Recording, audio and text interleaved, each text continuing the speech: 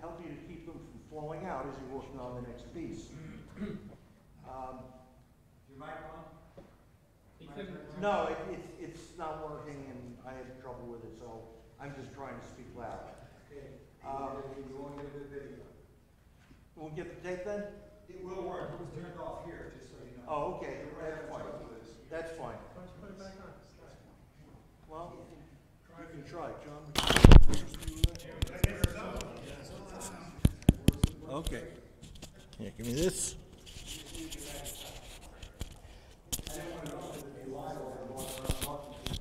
Okay. Okay, now we're on. Thank you. Okay, on some of these, you're going to have to use a lot of rubber bands just to hold them together. Some of the other kits, there's one over there of a parrot, which is absolutely magnificent, but it has about 8 or 10 small colored pieces which go into the head and the beak. And to hold them together is a bit tricky. The barrel stays in there just as long as it takes to put the puzzle together. Once that's done, there are 2 different ways they have alternate instructions. One, they say take the barrel out and use thin CA and flood the joints to tack it all together. And then in the more recent instructions, they tell you to paint it with thin CA.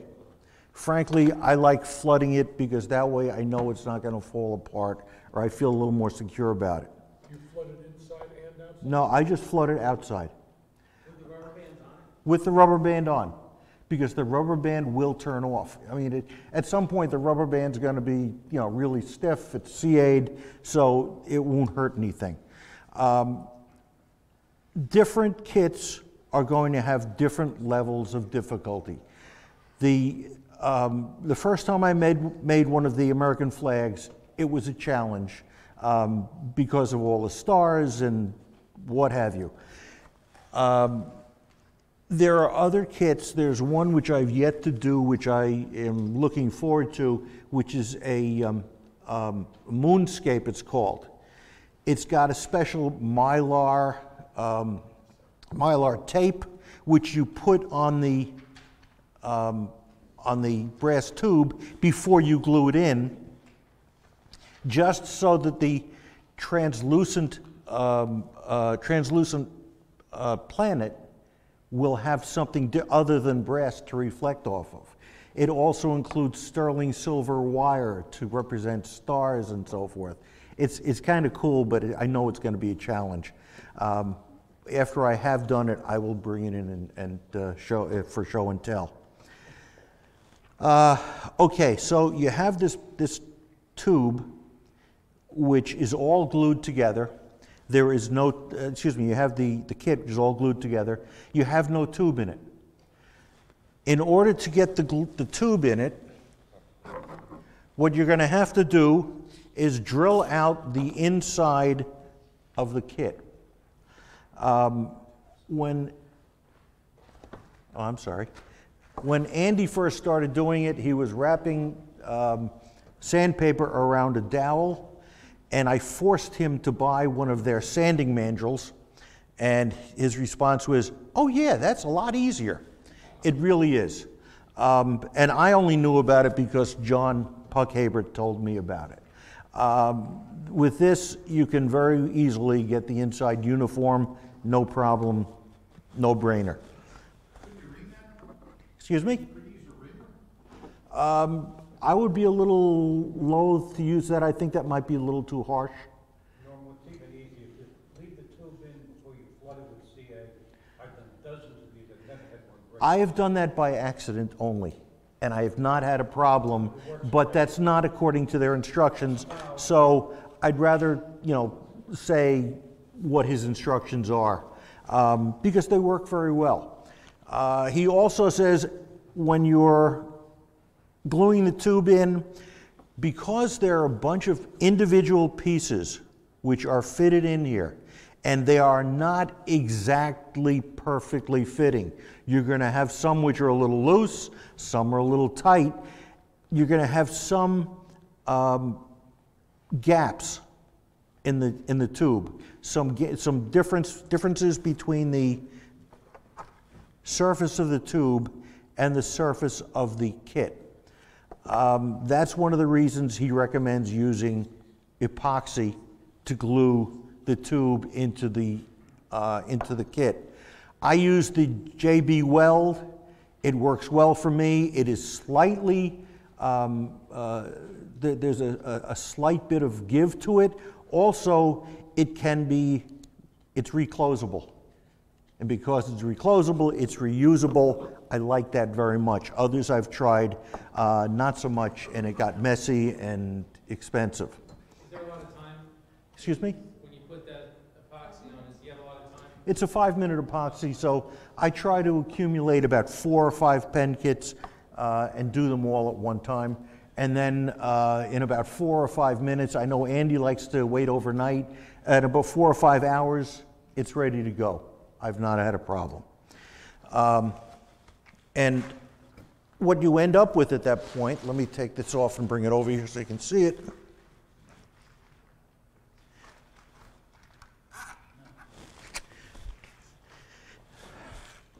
This is the bolt action flag kit.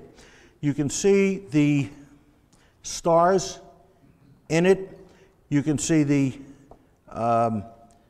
stripes. I don't know if you can see it that well, but the stripes are not all flush with the surface. When you put it in the bushing, you'll note there is maybe a couple 16ths of wood to work with. Now, many of you who've made pens know you're starting with a pen blank, which is 3/4 of an inch square. You're starting with a lot less. Frequently, what I do, well, let me first say, in the instructions they say, make sure you're using a sharp tool. I frequently don't. I frequently just use sandpaper, and I will sand it to shape.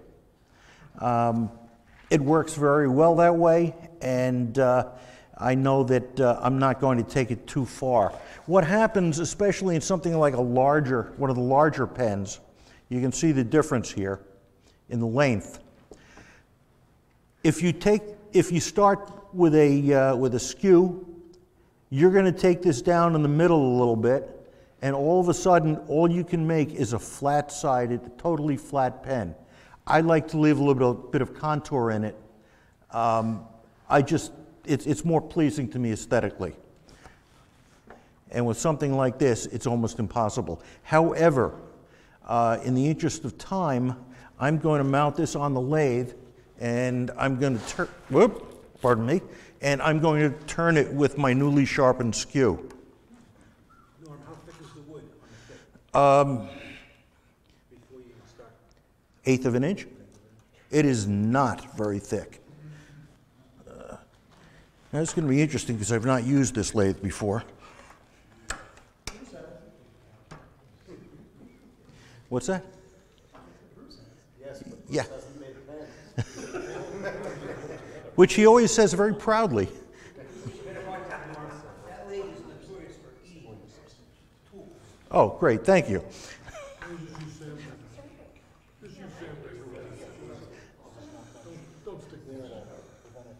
You say, okay, I'll use sandpaper.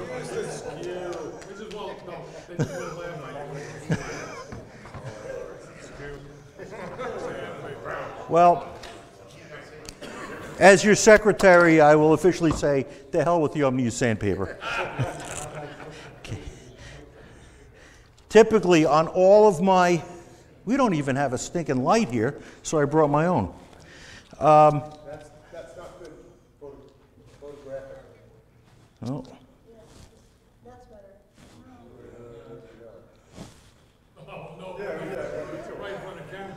Okay. Push it up higher. Push it up higher.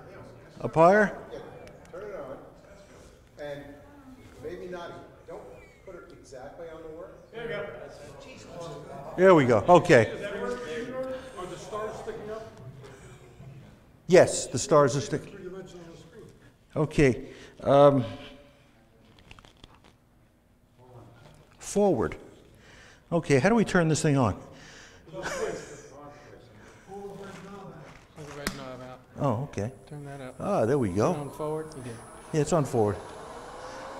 You got this locked down? You good? Yeah, I do. Face shield. How fast does this go?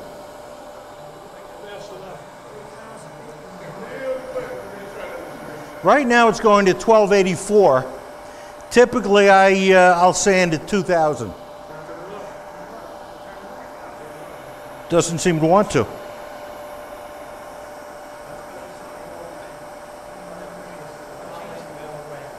No? I think you got to change the belt. Oh, let's leave it at that. We'll leave it at that. It'll be okay. For demonstration purposes. I start on any of my pens, Kallenshaan or otherwise, I start at 120 grit. And I'm going to work up progressively from 120 to 150, 180, 220, 340, 400, 600, 800.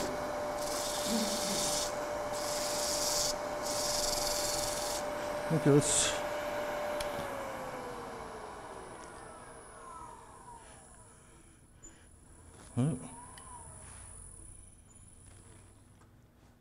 Okay.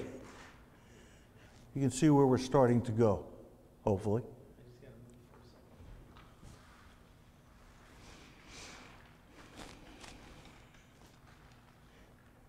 You got it? Yep, we're good. Okay. Get nothing but reflection that way.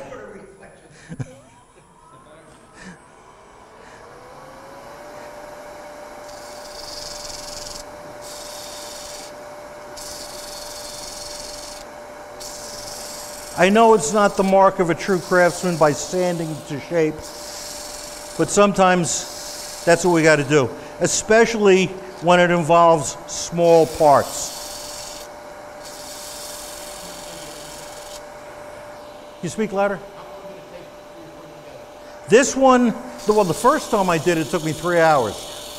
Now it'll take me an hour to an hour and a half, depending on how late in the day it is. You know, and how well my eyes are focusing. Typically, there's a piece of tan paper there, which I put the kit on. Typically, I would put that onto a clipboard, and I use that clipboard as my work surface. Now, I know John uses a terry towel, and I think that's a good idea because that'll keep the pieces from rolling away from you. Andy uses an inverted box top.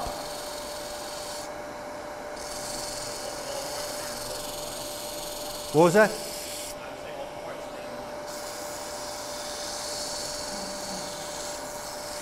One of the challenges with the Kallenshaan kits is figuring out, in some cases, which piece actually goes where.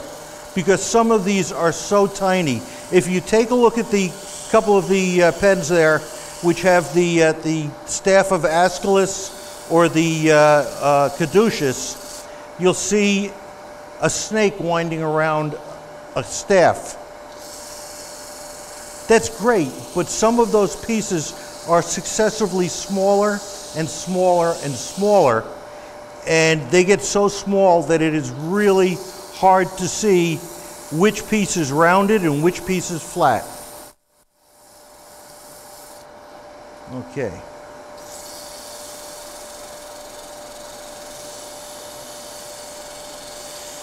Now, it's a good thing I brought all of my bushings today. I'm using the bushings here, of course, for the bolt action. However, I typically keep all of my bushings in that little box there, where each one is in its individually labeled case. Use the metal or use the bushings? I'll use the nylon bushings once I start applying the CA. Okay, this, I'm going to go just a little more with this grit.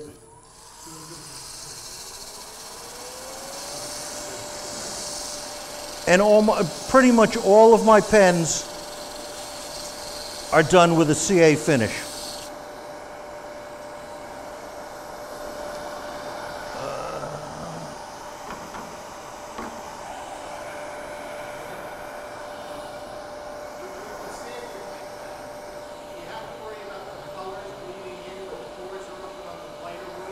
No, because the colored pieces are stabilized. And once they're stabilized, they're almost like plastic. And the white piece, especially in this case, the white piece is curly maple, which is very hard. It's not terribly porous.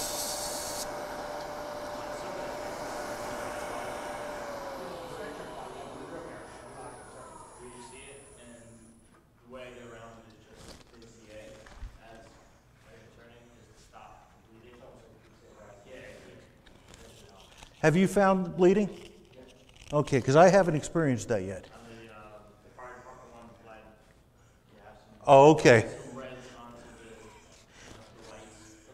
Yeah, Andy's done a couple of fire department and police specific, and I haven't done those, so I can't speak about that.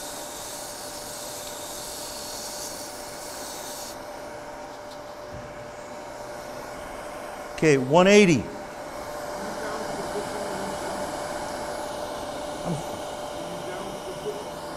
I'm a little shy of the bushing. I don't worry about taking it all the way down to the bushing. In 99% of the cases, there's a little wiggle room there. And if you do take it all the way down to the bushings, it's not going to hurt anything.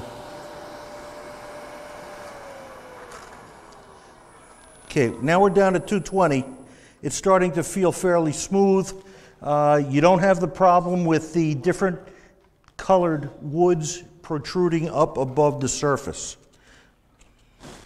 That was what? That was...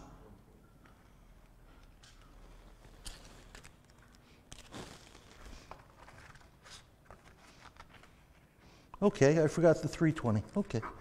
So we go directly from 220 to 400. It's not going to hurt anything. That'll be my excuse when it doesn't turn out perfect.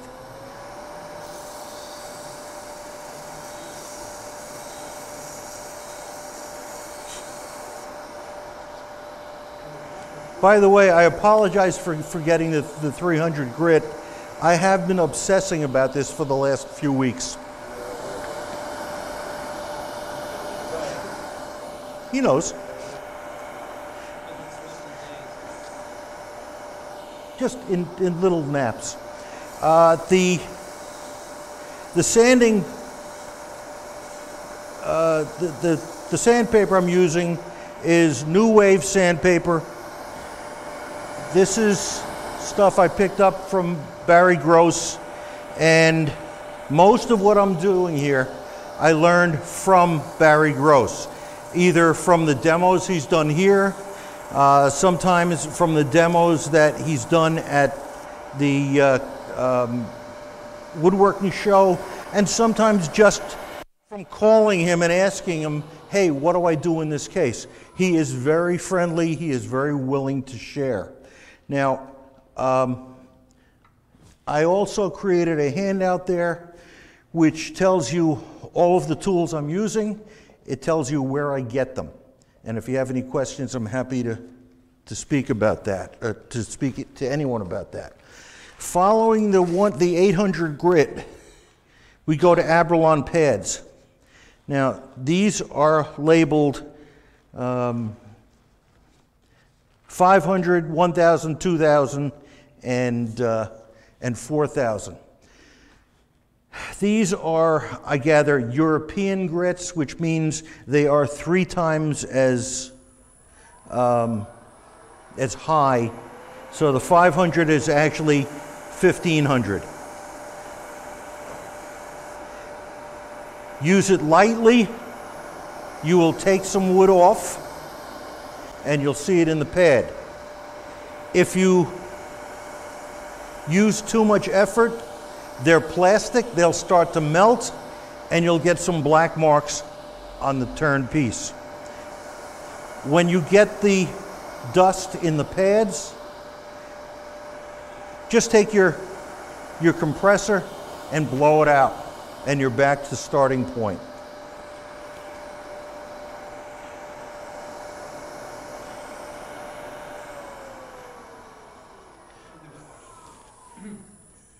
And at this point, we're ready to apply the finish. Now, someone had asked me about which bushings do I use. For applying the finish, I use nylon bushings. They don't hold the glue as tenaciously, and you have a better chance of finishing the pen without a lot of glue sticking to the bushing. And even if it does, we have a way around it. And again, there are different ways around it. The way I do it is not the way Barry advises, but I've had success with the way I do it. Again, a lot of what I learned, a lot of what I do I've learned from Barry, but a lot of what I do I've learned from doing it trial and error. Yeah? Why don't you just sand the bushings on it? Because the bushings give a guide as far as how far down you want to sand. Okay. So you need that measure. Okay. The bushing, have you ever turned a pen? I barely turned stuff. So the bushings, Okay. they have different bushing sizes to match different pen kits. So if your pen is this big around, the bushing's going to match that. So you turn it or sand it down to match it.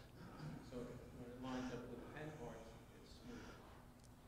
Now, on my lathe, I have a dust collection system hooked up. So when I'm doing this, I don't get the fumes from the CA, I don't get the sand, everything goes into the dust collector. I encourage you to do that. I also encourage you to invest a couple of dollars, and that's all it is, a couple of dollars in a piece of vinyl or an old shower curtain or something to protect the lathe when you're applying your finish. Okay, now,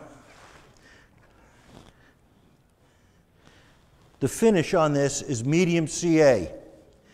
I use Super T. I used other medium CA years ago, and I called Barry and said, how come I'm getting crazy? He said, what CA are you using? He said, you're using the wrong CA. Use this. And since I started using this, I have avoided the crazing. Crazing is cracking. Yeah, can you hand me that? Thank you. So you use that instead of the thin CA? For the finish, yes. Now, sometimes, especially if you're using, if a lot of the pen barrel is colored and it's stabilized, sometimes that surface is very hard to work with, and you want to apply one coat of the thin CA.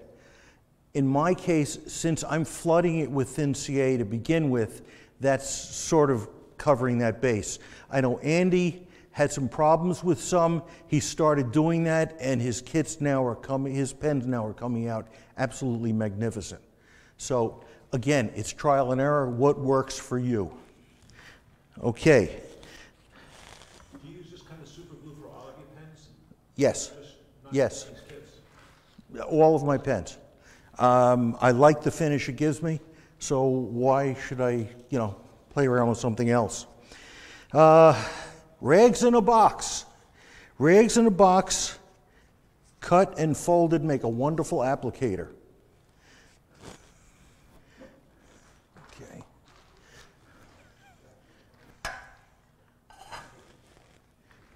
When I apply my CA,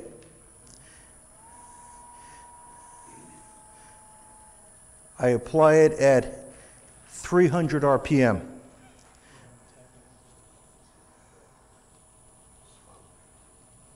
Let me know when you're ready. Okay. Maybe next meeting we can get some background music. Yeah. Okay. The tip is clogged. No problem. I have a spare tip. Another piece of advice Mr. Gross had given me years ago. Keep a jar filled with acetone and put spare applicators, spare tips in there, so that when it clogs, you just take another one out and put the old one. Also cleans up bushing. Yeah, it'll do that too.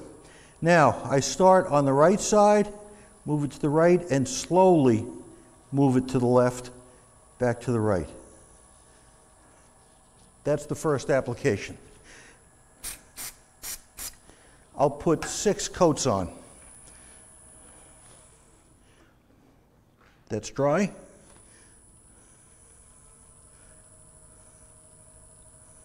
This is interesting, keeping it to 300.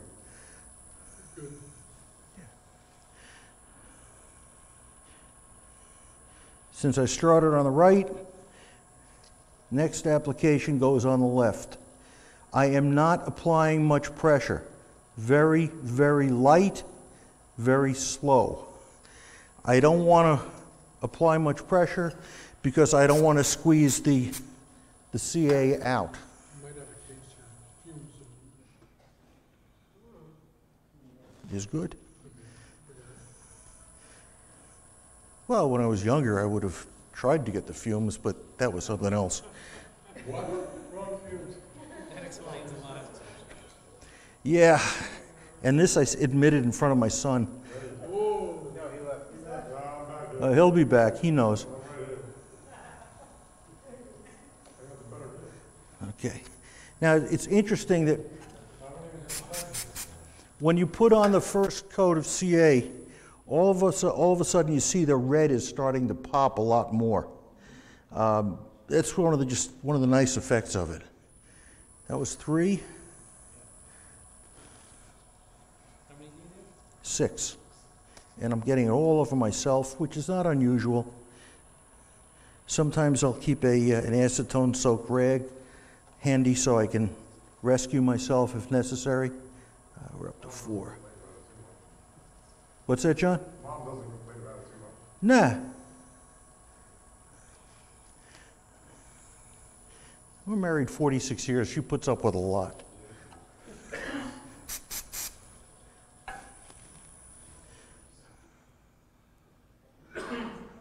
Doesn't the accelerator leave residue on it? No. And even if it did, I'm going to be polishing it afterwards and then it'll come off. Norm, is that the only accelerator you use? Yes, it is. It works. I don't monkey with it.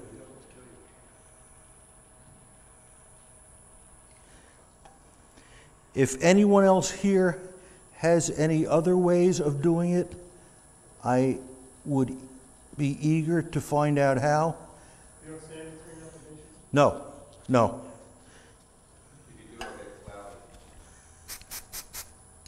I've never tried that, but that may be. And you'll see that by the time I'm done, my hands are covered with tissue paper. Just one of the added benefits, you have something to do later on, peeling the CA off your hands.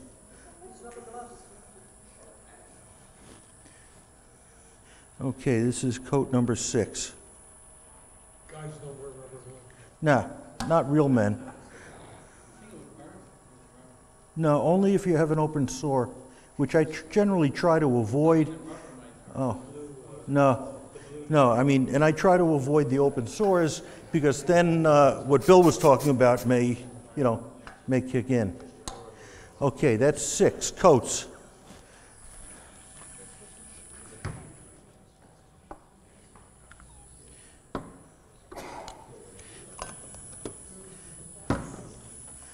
Okay. Off. It is dry. Okay, good. Now, here's the only time I regret not having it at 2,000. Because when you're polishing it, I like to polish it at the higher speed.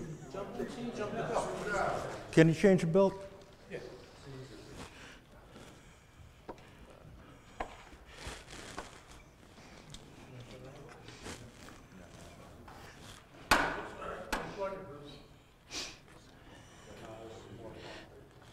You break it, you buy it, you know.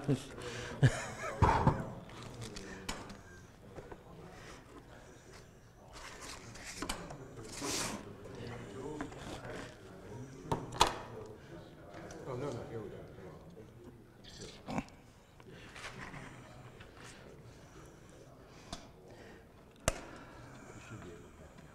Thank you. Thanks, Vanna.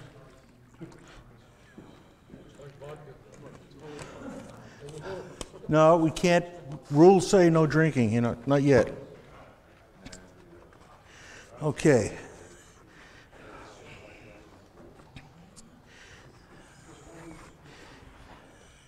Next, we go to the infamous multicolored pads.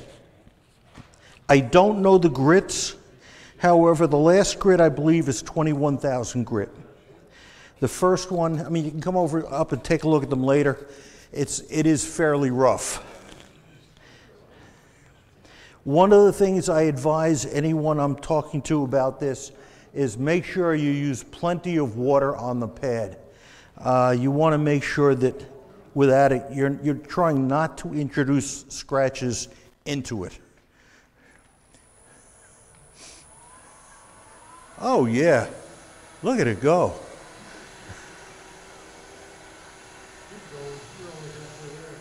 No, we're there. Okay. Very, very light. Just the weight of your fingers is all the weight you want on this thing.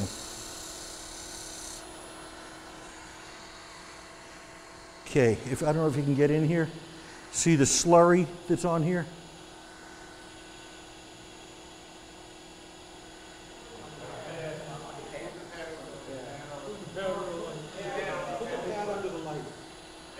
See the slurry on the pad? On the pad. There is a slurry on the pad. You got it? Okay.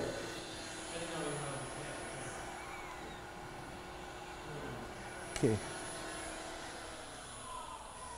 Couple of things I try to do. I try to make sure I get to the very ends, because if you don't, you're gonna leave a buildup of CA on the ends, and that's gonna lead to scratches.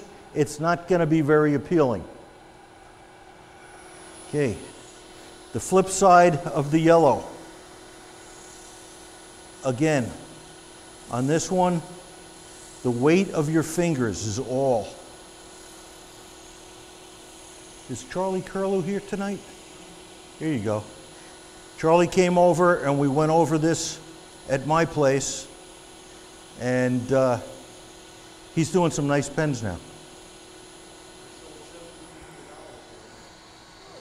And I didn't get a cut. Yes, you did. Yes, you did. I got to give you that. Okay.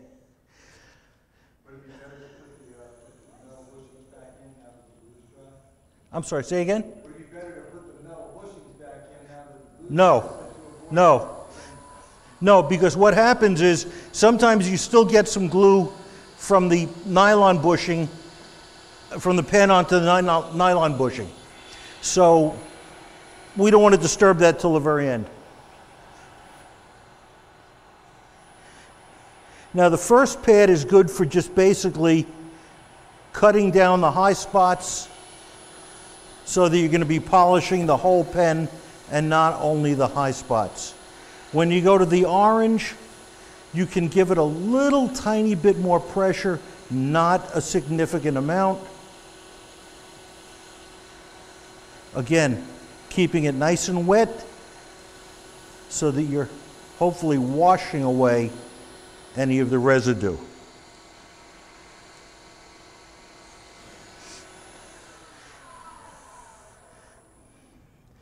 Okay, what you'll find if you don't, if when you're applying the CA, you go too fast or you put too much or the pressure's not right, you'll find swirls, spirals around the barrel. You can get rid of them by polishing, but it's a pain in the nether regions. And you have to be very careful because you might end up applying too much pressure. Now with the violet color now, with this one, again, a little more pressure, and at this point you're not really going to be cutting an awful lot of material from the pen, but you will still see some of the residue. Okay, let's see where we are. It's not terrible, it's not great, it's okay.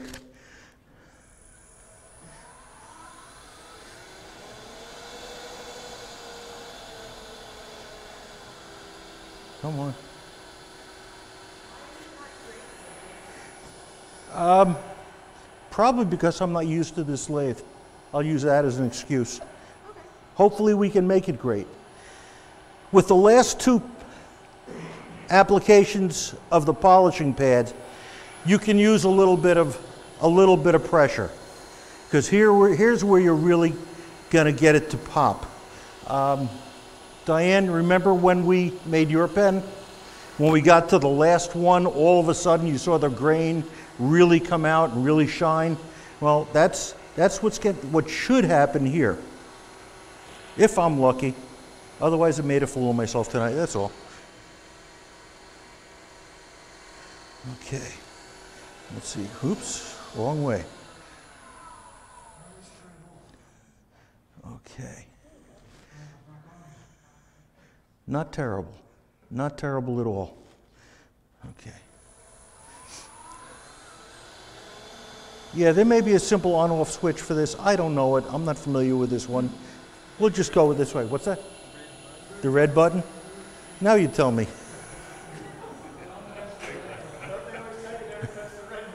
Yeah.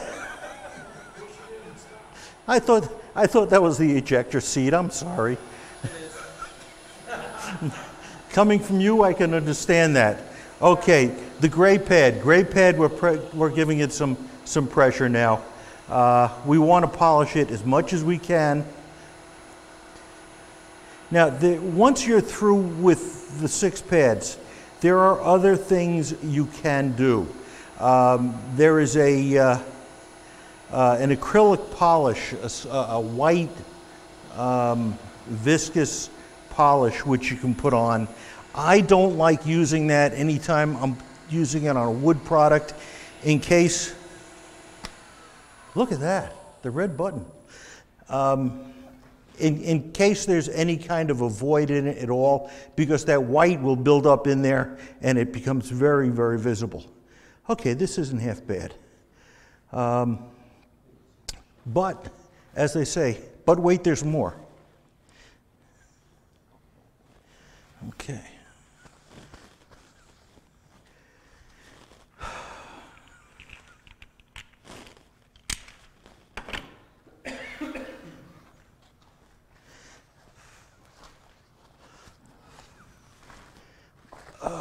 Where are we? Okay.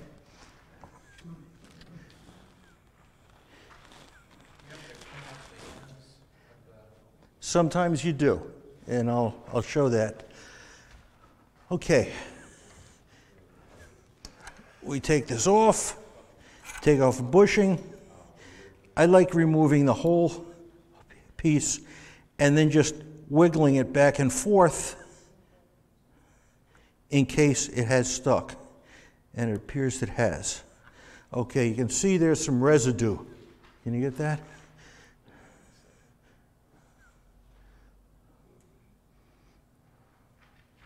There's some glue stuck on the end. You got it? Okay. That's on this end, not on the other end. Some people will take a very fine sandpaper and gently rub it against that. What Barry Gross recommends is creating a puddle of CA, dipping the end into that so that it wicks any CA up between the end of the barrel and any loose CA. I don't do that. I use a sharp knife. I use a razor knife. And when I use a razor knife, I only push in towards the center of the barrel so that hopefully I'm not pulling anything away from the barrel. It usually works.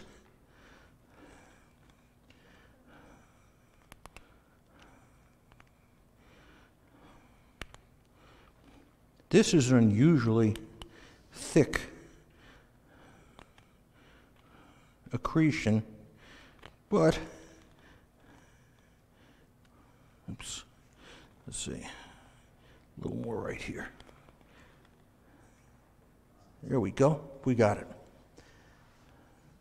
So this is now flat. Okay. What's that? Only one end had anything on it. If it had, Okay, now. Actually, this stays on. And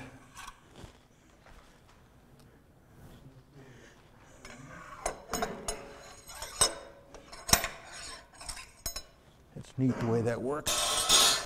Okay. Now we have the buffing system.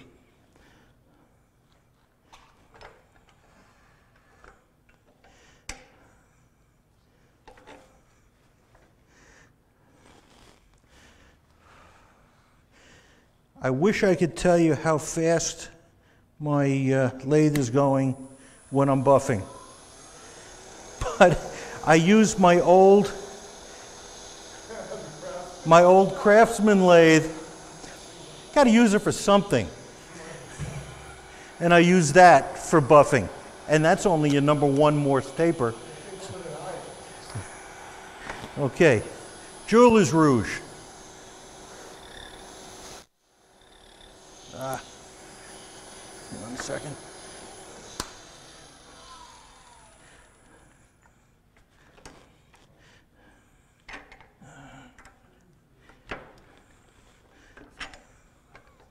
That goes up, that goes in. That's probably going to be interesting when I go to take it out, but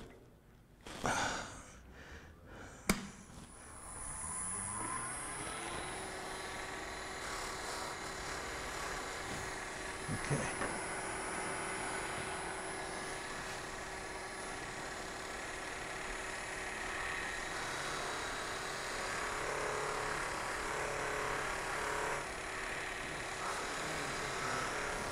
What's that? Okay, this is where you get off any scratches, hopefully, any swirl marks that are left on there.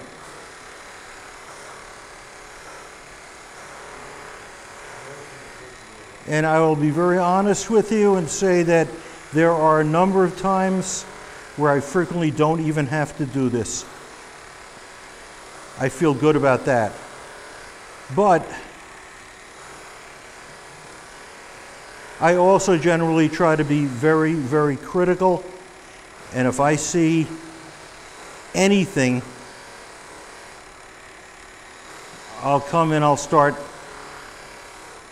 buffing with a wheel. Because I know that if I don't do that, when I get to the next craft fair, Andy's going to look at it and say, "What, you didn't feel like buffing this one?" Right?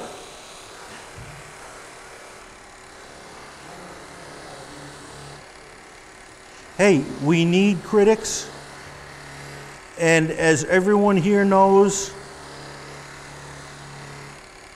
When we make a mistake, other people may not see it, but as soon as we look at it, that's where our eyes go. That's what we see.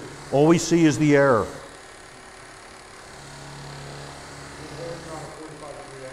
Yes, yes. That's what Barry had suggested. I agree with that. You want to try to... I don't want to go like this because that was the direction of the turn originally. Frequently, if there's swirl marks on the ends, I'll end up going vertical to it. Let's see how this looks. This has a couple swirl marks. So we're going to work on the end a little bit.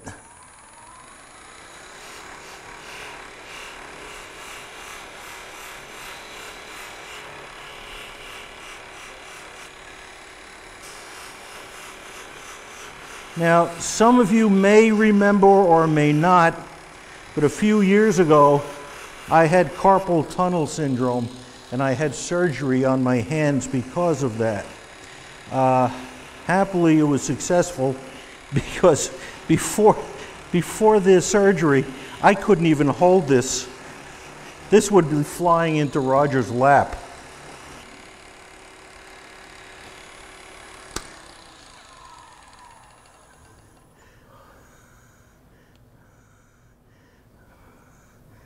Okay. I will say it's not the most perfect one I've ever done, but it's far from the worst.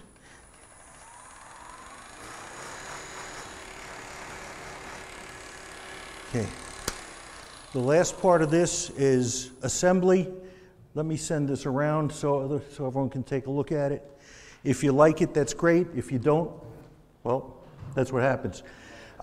Sometimes I do something and I'm not quite sure what's wrong with it, and that was the case with the flame pen that I sent around. I had it with me last month. I wasn't terribly happy with it, but I was showing it to people. This week I took it apart. There is a very nice little tool here, a vice grip, vinyl coated. You hold the barrel so you don't destroy it, put the appropriate punch in, tap it, and the parts will come out. I took it apart, I mounted it on the bushings, stripped the finish totally off it, refinished it totally, and the finish came together very nicely. That's pretty much it. I've got handouts here, and if there are any questions, if anyone feels they might learn something from me, I would love to work with them on a one-to-one basis. Yeah? Question, have you ever used the Beal 3-wheel system? Not on a pen. I have it at home. I use it for other, for bowls and so forth. So you use some Blue Rouge and the other one's just a buffer? That's right. That's right. And occasionally, I've been using this for years. You can see the difference in the sizes. Occasionally, I'll take an 80 grit sandpaper and I'll re-prep them just to get off the old garbage. Do you ever wax over the poly? Yes, yes. When I'm done, typically after I've assembled the pen and tested it, I'll use Renaissance wax, which many of you know. Barry Gross advertises that is the same wax used on British crown jewels, and on the can it says to prevent fingerprints.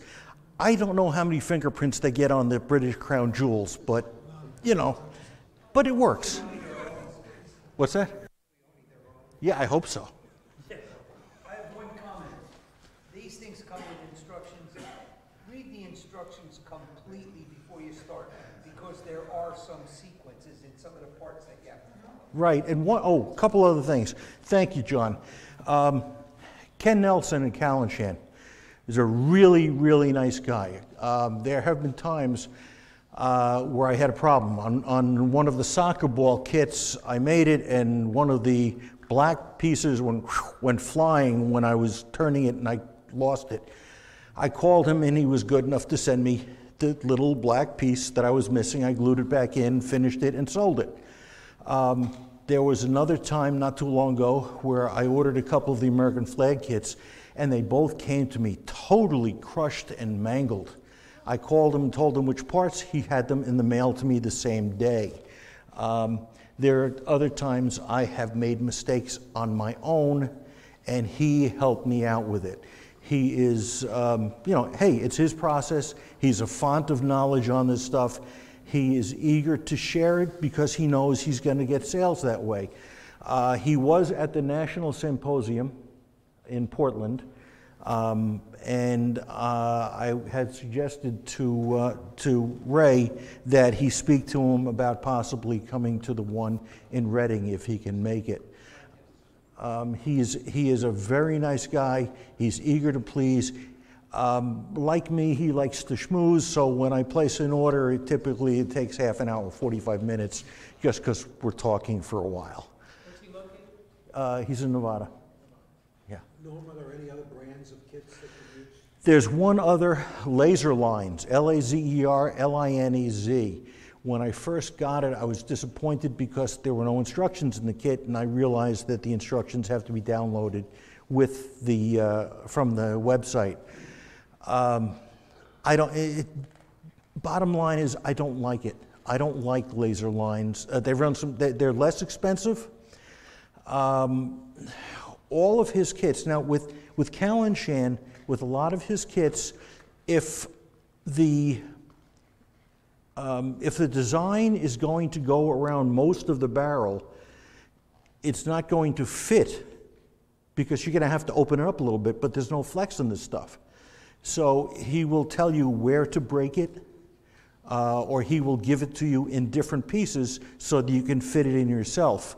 Not so with Laser Lines. You've got to kind of guess for the most part. And if you try to do it, it's going to break and it's going to be interesting. The Dragon pen is Laser Lines, and the 2 Scales of Justice are Laser Lines. And like I said, I'm not crazy about them.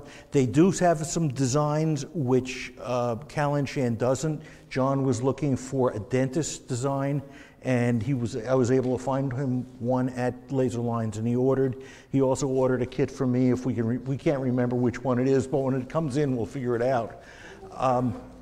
They had a big sale, so I said, yeah, we'll try another one. But overall, I like Kallenshaan. I like talking to Ken Nelson. I like his support. And his pricing is a little bit more, but not significantly. And that's about it. Try Wood and Windsor. I've heard of the company, but I've... You get the laser kits all assembled. All you have to do is glue. That takes away the challenge. I don't know. There are a couple like that from Kallenshaan. One of them is the Christian Fish, is how it's written. That one comes that way. I called and said, "How come I don't have to put it together?" I was one of those kids that used to like to make model airplanes, but I'll check out the Wood and Whimsies.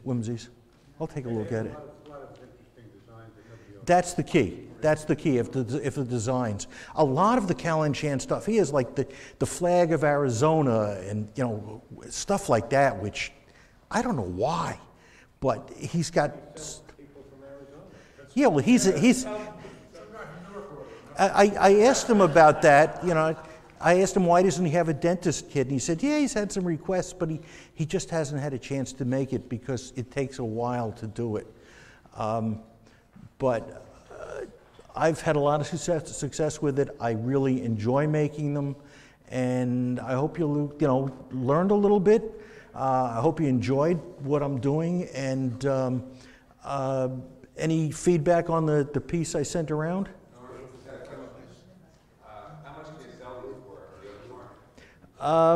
Typically, I'll sell most of the fairly simple ones, the Kallenshaans, for about $65 to $70. The Stars and Stripes, like the Flame, I would sell for $65 probably. it's not as much of a challenge. The Stars and Stripes I sell for $75. I know other people get more, but the circles I travel in don't want to spend more than that. Yeah, Charles. The kits, most of the kits are $19.95. You buy 3 of them, and the price drops by 15%. Some of the kits, like the Marine kit, that one I think was $30.